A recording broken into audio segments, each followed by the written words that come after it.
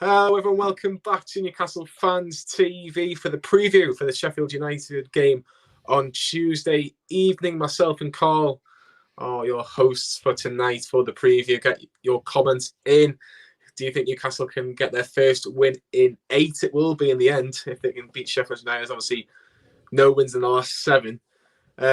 Welcome, Carl. Have you had a good day? Yeah, not too bad, thank you, mate. How about yourself? Just finished graph not long ago, so non-stop, but always busy, which is a good thing, I suppose. Congratulations to Carl's family, actually, because there's been a little arrival in the last 24, 36 hours or so. So, Carl, I'll let you let the viewers know that I was here an uncle again. Is that right? Is that for the first time, or are you an uncle again? For the first time, mate. For the first time, my brother Chris had and his girlfriend Leanne, who's from Borough, by the way, and is a massive Borough supporter. So she's not too happy that Hugo's going to. They've named him Hugo. He's had his first baby boy on Sunday morning, and he's been welcomed into the Newcastle family, obviously. So she's not happy about that, but it is what it is. So yeah, but we're all over the moon and just really happy for them and happy to have another Newcastle fan on board. Exactly. He doesn't know what he's got himself into. No. But yeah, it's Sheffield United on Tuesday night. Oh, Sheffield United are the only side, Carl, in Europe's top 5 divisions without a league win this season, and they play Newcastle tomorrow night. One stat's going to be getting rid, isn't it?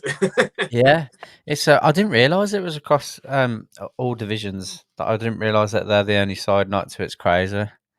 Yeah, it's absolutely so strange this season. I think for a lot of reasons, of course. But let's talk about Sheffield United to start with, and then we'll talk about Newcastle like we normally do. Sheffield United's last 6 games, well, they've only drawn 2 games and they've lost the other 15. So it's not going to surprise you that they haven't picked up many points in their last 6. Obviously, they won on Saturday in the FA Cup against Bristol. It was a 3-2 victory for Chris Wilder's men. His 100th win for Sheffield United as manager as well. So big congratulations to Chris Wilder. I'm sure, as a lot of people mentioned on Twitter, that was saved in the drafts for a little bit. The fact that he was on 99 wins as Sheffield United manager for a very long time. But it's been such a surprise, hasn't it, Carl? The fact that Sheffield United just kind of fallen off a cliff before lockdown come along. They were flying in the top half. I think there was something like 6th in the league, maybe 5th in the league before lockdown. And they ended the season not great, but they picked up some impressive wins against Chelsea, for example. But this season, it's just been one to forget. Oh, massively! I just like you said there about with them kind of falling off a cliff. I remember when we went. Was it last season when we went to Bramall Lane midweek and struggling? Well, not struggling, but thinking, "Oh, we're going to get a result here because of how well they'd been doing." And like you said, it's been so crazy this year that I'm actually almost in disbelief at how poor they've been. I really am. It's crazy. But then what's even more crazy is that we're not favourites to get a result tomorrow as well. I think that's absolutely crazy. I think that just sums Newcastle up to a T, really. Like the fact that we're not even favourites against the team that have bumped the league and haven't picked up a win all season. But yeah, it's absolutely crazy. Like this is an unbelievable stat that I've managed to pick up 2 draws and obviously 15 defeats in their first 17 games. Sheffield United are the first English sides to open with that, in terms of just only picking up 2 points in the top division since 1902-03. So it's nearly 120 years ago that Sheffield United have managed to grasp this stat out of nowhere. But obviously you can see on your screen that Sheffield United have picked up a point against Brighton on the 20th of December. They actually should have won the game, believe it or not. It was 1-1 at the Amex. The other point that they picked up was against Fulham earlier on in the season. Mitrovic missed a penalty at Bramall Lane. And that's it. They have been close in a few games, Carl, but they've been in games, they've been close, but they just can't get over that line at the minute, and they're 12 points off safety. I can't put my finger on what it is, to be honest. They're just a far cry of where they were last year. everyone was praising how well they've been doing, and how much of a good job Chris Wilder had been doing. And I just, as I said, I really can't put my finger on what's gone wrong with them. But it's a massive game for us as well, because you've got to start to think that Steve Bruce has surely got to come under some pressure if we don't get a result tomorrow. 100%. When you look at Chris Wilder, Carl, a lot of people were tipping him to be manager of the season. I think he finished second to Jurgen Klopp last year. So he's had an exceptional 3-4 seasons at Sheffield United. It's just this season they just haven't. They just haven't. It just doesn't look like it's a quality team, and he just hasn't managed to get them ticking. Like obviously lost Henderson to Man United, but obviously he was only on loan at Sheffield United. It's just falling apart for them a little bit. And when you look at the squad, it doesn't really go quality. It's very much workmanlike. But would you say it's Premier League proven? No, definitely not. I think I've just seen someone in the comments. I think it was Ollie who's put second season syndrome, and I think, to be honest, that probably has got a lot to do with it. You got the fans, the whole club's unbelievably over the moon that they're in the Premier League, and I think that really does play a huge part in the success that they had last year. Not taken away from the kind of football they played, but I think that encouraged them to go on and do well and keep pushing for the fans, because once they're on a roll, it's hard to kind of lose that motivation, isn't it? But this year they've not had fans in, and as you've said, they're kind of more workman-like sort of players that they've got in. There's not bags and bags of talent. They haven't got someone like a Maximin who on his day is a maestro. And when he's off. But I mean, they haven't got that sort of mercurial player in the side, and they've got people like McBurney and those types of players who are very big, astute, like strong players. And I think he summed it up. It's just they've kind of been found out. They've lost that sparkle, which I think was the fans and the magic of being in the Premier League. 100%. And they obviously play a 3-5-2 formation, Carl. You've mentioned McBurney, but it's another muck. It's McGoldrick. He's contributed to 62.5% of Sheffield United's goals this season, 4 goals, 1 assist, which isn't a lot, let's be brutally honest. So they are struggling to find the back of the net, which is probably a good thing if you're a Newcastle fan like we are. And defensively, yes, we haven't won a lot of games in recent weeks, but you'd like to think against the Sheffield United side, if we have our best defence out, they won't score more than 1. It's just whether we can find goals in the other area of the pitch.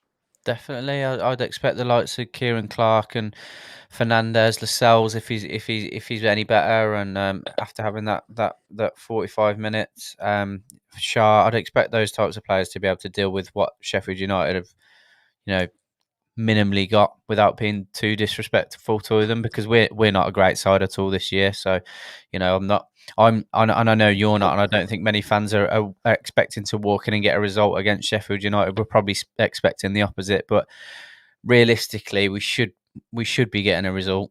We should be. We've got more than enough quality in comparison to them, I feel, to be getting a win. I think there might be late drama at Bramall Lane, Carl, because in the last 3 games at Bramall Lane, there's been a goal after the 80th minute. Now, Newcastle are synonymous, really, this season with scoring later goals. Obviously, the 2 against Crystal Palace off the top of my head that I can remember. I think we scored a late goal against Burnley. I think we have seen a kind of pick up late goals, which is quite strange. I'm not used to Newcastle scoring goals after the 80th minute. But Newcastle don't come in with a great deal of form. We'll touch about them very, very shortly. But no Sander Berge for Sheffield United. He's a big part of the jigsaw for Sheffield United in that central midfield. They paid a lot of money from about 12 months ago. It was in the January last year.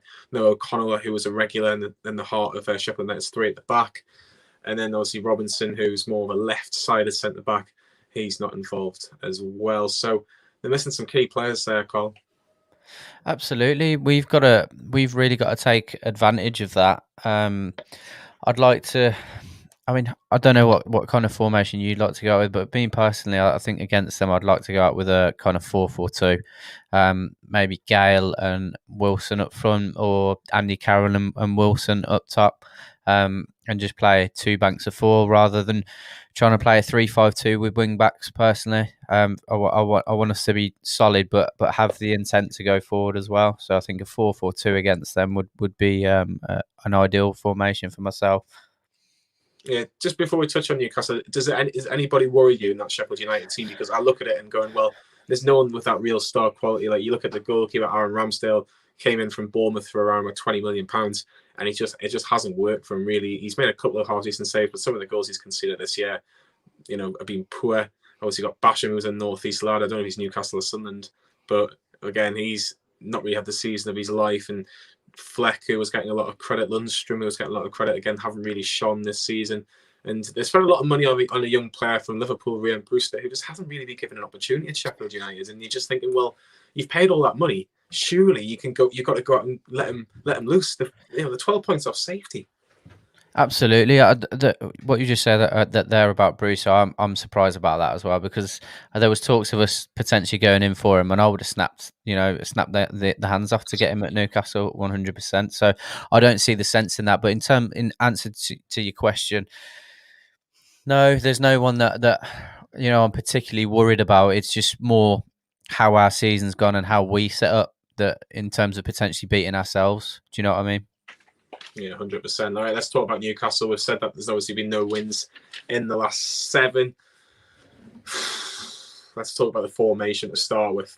I agree with you, Carl, just before what you said there about Newcastle, whether they're going to go 4 at the back or 5 at the back. They've got to go 4 at the back of this game. I think if you're not going to go 4 at the back against any team, Sheffield United is the team that you're going to go 4 at the back against. Obviously, look at our last few results, a couple of draws against Liverpool and Fulham. The one before Fulham was our last win. That was against West Bromwich Albion. But obviously defeats to Brentford, which still gives me nightmares. Man City, which is understandable. Leicester, and then obviously Arsenal on Saturday. Steve Bruce needs a big result. 4 at the back, who obviously no Fernandes, no Share against Arsenal. Are we expecting them to play centre-halves together, or do you think Bruce will go with the 3 centre-halves and match Sheffield United? I think he should go with 4, with the 2 centre halves.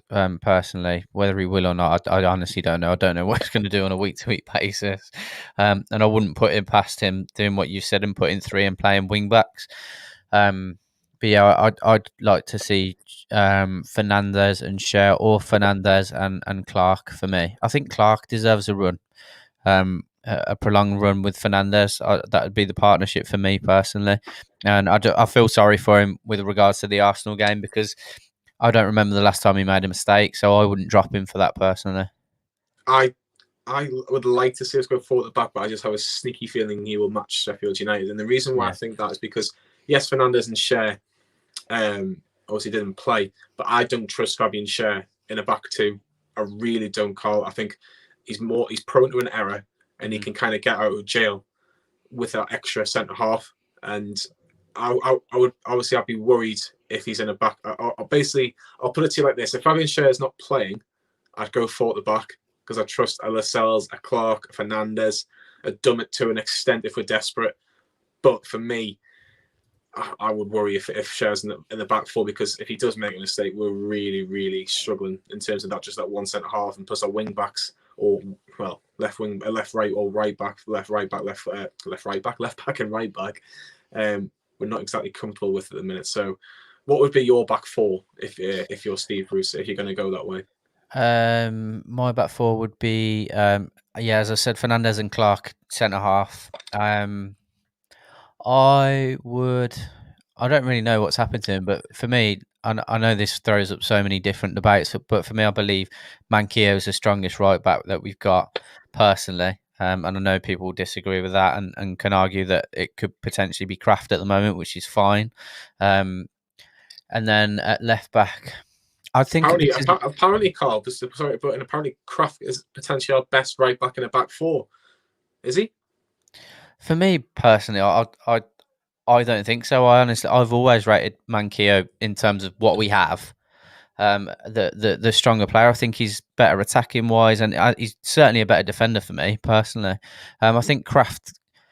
I remember the first time I saw him against Arsenal in his first game, and he was literally given 5 to 10 yards for the wingers, and I think he did that in the first half against Arsenal again on the weekend, to be fair. And he just doesn't close down enough for me personally. And I think Yeah, if you're not playing Jacob Murphy there, which I know Bruce could potentially do, in terms of out and out fullback, it's got to be Manquillo on the right for me. And then this particular game, I think, would be a good one for Jamal Lewis to come back in the fold. I don't know if he's fit for this one, Carl. Okay. I've not heard anything about Jamal Lewis being fit for this game. Obviously, he picked up a little bit of an injury, which kept him out of the Arsenal game. I've not heard anything for him to be available for this game, but again, I don't know for 100% for sure. But would you start him over Richie? For this game, I would, and it's just because I think he had a really poor run of games, and I think this is the perfect game for him to try and build a bit of confidence because, he's not a poor defender. He's just something's not clicking, and leaving him out of the side completely is just going to hinder his confidence for me. So, as much as I love Matt Ritchie and I love the seniority he brings to the club, and for me, if we're going to develop players, I'd prefer to start Jamal Lewis in that one. But like you said, if he's not fit, then I'm happy with either Richie or Dummett there. To be honest. Yeah, keep your comments going. We'll get through as many of them as possible. But moving into the midfield now, this is a really interesting one for me because if Bruce say goes for it and goes 4-4-2, like we would like him to probably go. Let's be brutally honest. Yeah. No Matty Longstaff for the game against Arsenal. Was that looking into the Sheffield United game potentially, Carl? And if that's the case, who partners him? Because Hayden played 120 minutes. Shelby wasn't fit, so we don't know whether he's going to be available. I'm guessing it's more precautionary. Sean played 120 minutes. Hendrick played 120 minutes. We're running out of options here. So if we're looking at what's available, it's Matty plus one. And for me, if it's Matty, it's Isaac Hayden with him. I don't know what you think. 100%. As much as I don't want to run players into the ground. Isaac Hayden has to be in the side for any of those midfield partnerships. He makes everyone better because of the amount of work that he does. I've said it before. When John Joe has his best games, it's when Hayden's playing next to him, and that is the same with everyone. It allows people to go and play their game. So he has to be in the side. He has to be in the side. And I think with regards to your question about Matty Longstaff, I think it's definitely with a view to this game and the fact that he'd come back and played so many games in the last 10 days. I think he'd played 3 in the last 7 to 10 days, minus the Arsenal game. So I think he needed a rest, and it's probably a good decision by Bruce for that. And I'd like him and Hayden in the middle if we're starting with the 4-4-2. And then looking at your wingers now, Matty Fraser, Ryan Fraser. I don't know who Matty Fraser is. Ryan Fraser has been heavily, shall we say, photographed with the last couple of pictures from Newcastle admin staff on Twitter in particular. I would start him. Because I think this is Steve Bruce's biggest game for a long time against a team like Sheffield United. I think pace will frighten Sheffield United's defence a little bit. So I feel that's a given, and I think if that's the case, I think Fraser was predominantly played on the left for Newcastle so far, so I kind of expect him to be on the left-hand side. On the right-hand side is a very, very interesting one because he's a big fan of Joe Linton, Steve Bruce, in terms of playing him. He's not played him, but he doesn't deserve a place in the team at the minute. He's not pulling up any trees. Jacob Murphy, could argue, deserves to be playing more minutes. You could argue... I'm just trying to think who else is fit. Potentially, would you chuck Elliot Anderson on the right hand side in such a big game? Probably not, because he's only played a handful of minutes. But Miguel Almiron, don't think the right hand side is his best position. I think he's better number 10. But there's just so many questions about Joe Linton in particular, Carl, that I think it's just too much of a risk to play him. Yeah, it's frustrating because we all want him to do well, but at what point have you got to not give up on him, but start having a look and thinking he's just not doing it. He's just not doing it.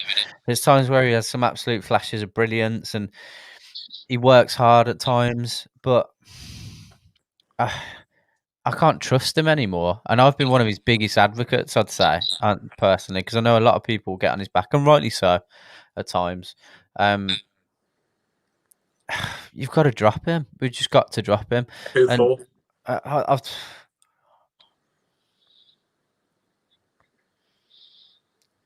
I'd rather. I know Miggy isn't isn't playing his best football, and it doesn't help that he's been played out of position all season. But I'd rather him on the wing personally. On the On the wing. right wing, yeah, I would. Why? Just work rate, defensive work rate. So if there's any issues at the back with Mankio or Kraft, whoever it is, I do trust Miggy Almiron to get back. And I know that takes away from his game and what we want out of him, but it is what it is, unfortunately. We're weak on that side, really weak on that side. And yeah, I'd like to start Miggy there, personally. The only definite winger that isn't going to be available is Alan saint-maximin. He's still a couple of weeks away minimum, so probably not going to see him for you the first week of February. We've got Everton on the last week of January, so that could be a potential that you could be on the bench for. But I agree. I think Miggy should get the nod on that right hand side if Bruce goes 4-4-2. This is what we're predicting. So get your comments in, get your starting 11s in, because we're just trying to kind of guess what Steve Bruce is going to go with, which I think is almost like trying to buy a lottery ticket half the time. But yeah, I think we're both agreeing on Fraser, and I think we're kind of both just about agree with Miggy Almiron, Carl. I think you work great defensively. He'll do a good job. Potentially, you could throw Jacob Murphy on last 20 minutes if we need to, and we can maybe mix things up, because we don't know how fit Callum Wilson and Ryan Fraser is going to be. So that will be fascinating to see. I'm leaving the goalkeeper one to the end for people that aren't too sure, because there's been some comments in the last couple of hours in regards to the goalkeeping situation. So we'll leave that one to the very end. But the two strikers, Callum Wilson, if he's fit, starts. It's just with who. Now, Andy Carroll played 105 minutes on Saturday against Arsenal, and he was brilliant. The only thing he didn't score was put the ball in the back of the net. That's the only thing you can criticise Andy Carroll for Saturday, is that he just didn't score. And then you've got Dwight Gale, who played 15 minutes but didn't really do anything. And then he won a penalty, actually, for Newcastle later on, but it would have been soft, to say the least. But what do we think, Carl? Because I would go Wilson. I don't think Carroll can play 2 games in 3 days after playing 105 minutes. And I'd rather, if we have to get a goal, maybe chuck them on 20 minutes from the end. So I would personally go Gale and Wilson. Do you agree, or do you think because Andy Carroll played so well, he deserves to start if he's fully fit? I think I'll never disagree that he'd deserve a start after the way he played, but I think you're absolutely right. I'll be massively surprised if he does, because, like you said, he arguably looked the fittest player on the pitch, which was mental. But yeah, there's no way he's going to be able to start. I'll be massively surprised, and I wouldn't expect him to. So Gale and Wilson would be my choice. That being said, the only thing I worry about that is I feel like they can be really similar players, in the sense of the runs they make and the channels that they'll be running down. So I don't want them to kind of cancel each other out, if that makes sense. For me, it's I've just seen there from why we're playing Carroll in the first place. Well, we haven't got much depth, have we, at the end of the day? So, but it's just that age-old big man, little man strike force for me.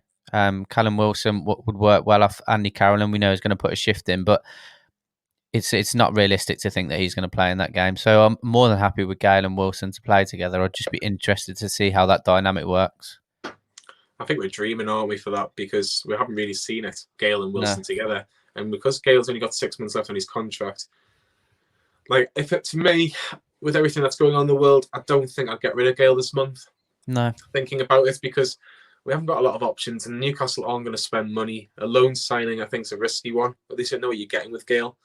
It would have to be a lot of money for Newcastle for me to tempt us into selling Dwight Gale. I think maybe he should be given an opportunity as well. And the thing is, what we've got to lose, because he's a man that can find the back of the net. And Sheffield United, no disrespect, should be a team that we think, right, I can definitely get goals. Same with Callum Wilson. I can get goals against these lot, because they've been leaking goals throughout the season. But I don't know. It's just, for me, I'd love to see Gale get a goal if he starts, because I think it'll do him the world of good, of confidence. Definitely. But I don't know whether he's going to start, and to be honest with you, Carl, it would not surprise me if Joe Linton plays up top with Wilson, unfortunately. I wouldn't be surprised. You saying that, I wouldn't be surprised at that at all. But we definitely, I've just seen Ginger put Newcastle haven't played 2 up front since Pardew. I appreciate that, but when we have this season, Callum Wilson's looked really dangerous when he's got that support. So we have to make that work. Mm-hmm.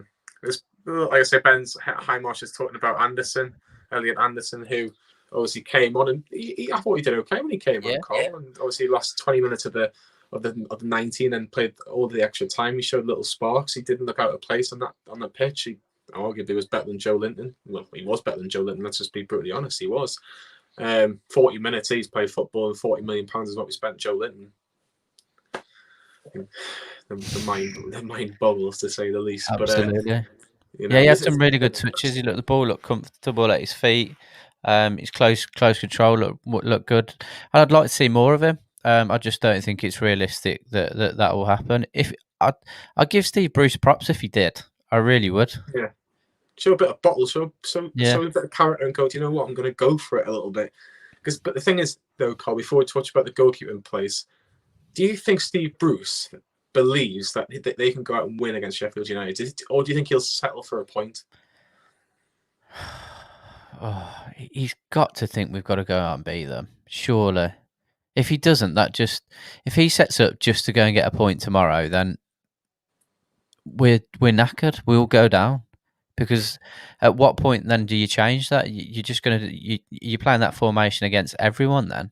If you don't believe that you can't beat bottom of the league, who haven't got a win all season, have scored minimal goals, then what hope have we got? This is a thing. Like, pundits outside of what we do, outside of YouTube and Newcastle fans who watch the game, the more opposing fans have watched, understand where we're coming from to a certain extent now, and the fact that the bookies don't even believe that we're going to get a result speaks volumes. People on the outside, people in the mainstream media will be expecting us to get a result, and rightly so. But again, it just proves they haven't been watching how we play. Get your predictions in, because that's what we'll finish with, is our predictions, and see if anybody thinks that Newcastle can win. We'll get some of them out towards the end. But the goalkeeping situation is interesting, Carl, because Steve Bruce has been talking about a very, very big decision. Now, Dubravka, I thought, was excellent against Arsenal. Darlow's been excellent all season. They both want the number one shirt for the rest of the season. Darlow hasn't done anything wrong, Carl, but I just got a funny feeling Dubravka might start, tomorrow. I really do. I just think Dubravka, for me, or Dubravnik if you're Danny Murphy, potentially, which was just laughable on the night. I think he might get the nod. It wouldn't surprise me. If he did, again, I'll give Bruce. I will give Bruce props for it. I won't agree with it personally, but it's a ballsy decision to make, and if he does that, then fair play to him. But that will be him then cementing Dubravka as his number one goalkeeper, and unfortunately, that will mean that Karl Darlow will probably be looking for a move elsewhere. I don't want that to happen. It's hard for me to say who's the better goalkeeper, but just purely based on form this season, it's really harsh to drop him. But we're blessed to have two really good goalkeepers, so I can't complain either way. And if Steve Bruce cements Dubravka number one, then I'll back that decision, because both goalkeepers are fantastic. So, but I would be surprised if he does put him in. But I can understand where you're coming from. I think Dubravka's the better goalkeeper. I have to say that I do genuinely think he's the better goalkeeper, and I'm not just saying that because of his performance against Arsenal. I'm saying that because of his performances since he's been at the club. Unless he plays Wolves, he's had a good season. It just seems to be where Wolves, he seems to make the odd error. But no, for me, I know people say it's harsh, but sometimes you've got to make these decisions. You have. And I wonder what Karl Darlow will be thinking if he doesn't get the nod tomorrow. Because if he doesn't, he's thinking, what do I have to do to be Newcastle's number one? Do you think he'll maybe consider his future, Carl? Absolutely. He has to at the end of the day. The reason that we all kind of adore Steve Harper is because of the commitment he had to the club, because when he come in, he was a fantastic goalkeeper and he had a good run of games, but we all always knew, and he always knew, unfortunately, that Shay Given was the one that was coming back into the sticks when he was fit.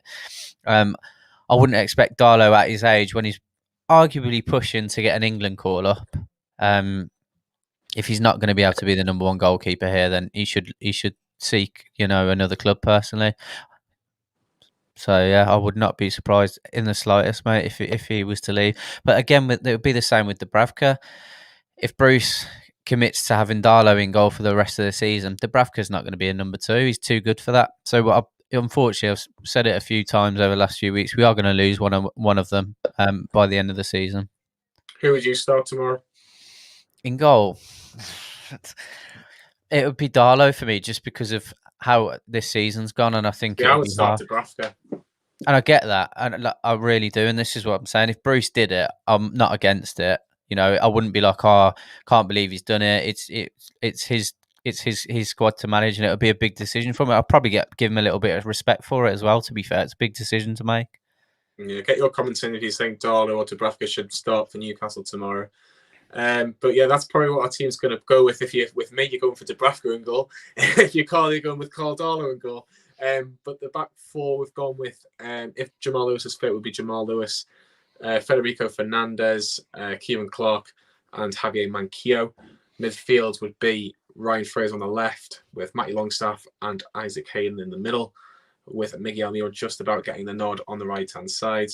And up front for Newcastle is Callum Wilson and Dwight Gale. Now, predictions, Carl. What's going to happen tomorrow night at Bramall Lane? Can Newcastle get a huge 3 points and move them pretty much away from a relegation battle? Because I think we're just on the edge of a relegation battle at the minute, because we're 8 points clear of Fulham, but they have a game in hand, and it's getting a little bit too close for comfort. Do you think Newcastle can get that big win?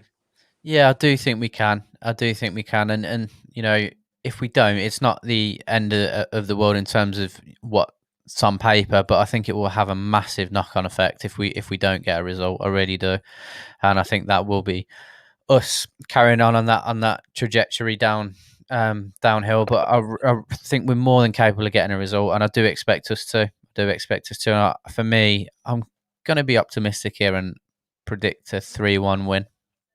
3-1 away win on a Tuesday night in Sheffield. Mate. I know.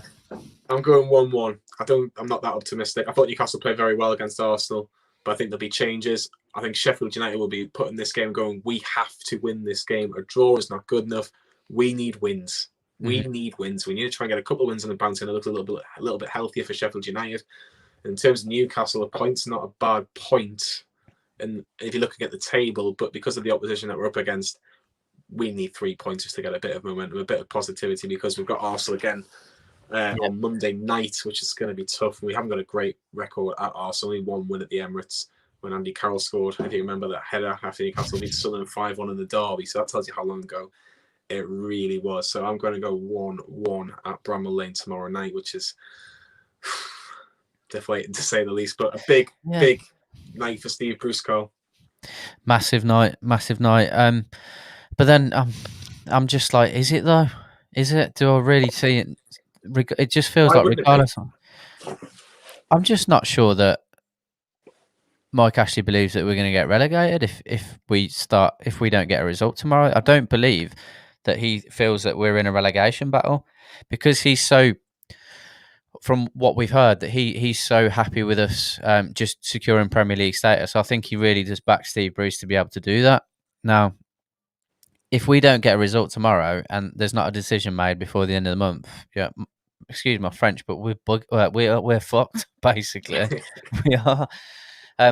We've been there before. We've been there before, haven't we? With Steve McLaren, it was too late. And I don't believe that Mike Ashley has the right people around him, if he's not directly involved, to really advise him of what decision he needs to make. I really don't. I don't have the confidence in any footballing knowledge at that hierarchy. I really don't. So I think he's safe either way. I really do. Steve Bruce has managed several clubs and he's played Sheffield United 10 times. How many games do you think he's won as a manager against Sheffield United, Carl? I really don't know, but I'll get 10 times, did you say? Mm-hmm. Just based on his win percentage, 4? He's won 7. Oh, okay. Won 7, drawn 2, and only lost once against Sheffield United. Ah, interesting. So that bodes well hopefully it's 8-2-1 by the end of the night. But there's a 70% chance when you look at these stats against Sheffield United that Newcastle can win the game. Obviously, they've done the double over Sheffield United last year. Obviously, 2-0 at Bramall Lane, and then 3-0. Joe Linton even scored. Yeah, he did. Yeah, after the lockdown break as well. So, yeah, fascinating match tomorrow night. Hopefully, when we've got the quick thoughts with Sam tomorrow night, obviously because Sam's a bit of a jinx when it comes to the fan reaction show. Every time he's on it, we seem to lose, so he's banned until we win a game. We've got the fan reaction show tomorrow night with myself and Matt, and then Scoring the Players is also on as well. I think I'm on it. I don't know what videos are you on tomorrow, Carl. You're on the watch along. yeah. I'm doing the watch along, and I'm actually doing Scoring the Players as well for the Oh, first time in a while. Yeah, so yeah, a lovely surprise. A lovely yeah. surprise. Yeah, so you got me and Carl again on Scoring the Players with Mr. Mulner, who's back for Scoring the Players tomorrow night, and then we've also got The Last Word with Lee, and then we've got a little bit of a break. We actually have a live Greenwood and Mulner show on the main channel on Wednesday. We'll announce it after the game against Sheffield United, but all I'm going to say is the FA Cup. That's your clue. Carl knows exactly what to talk because I already told him, but it's the FA Cup is your clue. Something that we're not in, unfortunately. But Carl, thank you very much for your help tonight.